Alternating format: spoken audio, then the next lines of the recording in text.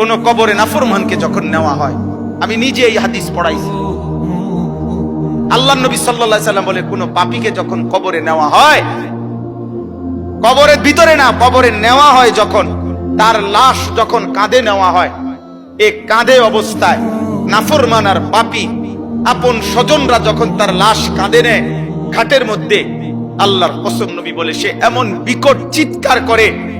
ইয়া ওয়াইলাতা ইয়া লাইতাহা, হে আফসোস আমার স্বজন,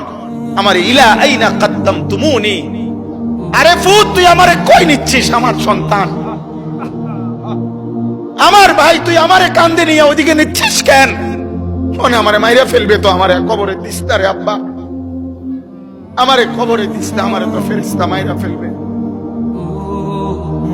আমারে তো শেষ করে ফেলবে, আমারে দিস না। এইভাবে স্বজন নিজের স্বজন ডাকে, কারণ আপন জনরাই তো লাশ কাঁধে নেয়, আপন জনদেরকে ডাক দে, আব্বা এটা করিস না, আব্বা আমারে নিস না ওইদিকে। আল্লাহর নবী বলেন পৃথিবীর সমস্ত মানুষ যদি একসাথে শুনতো, এক মাঠে দাঁড়াইয়া একত্রে, খোদার কসম নবী বলছে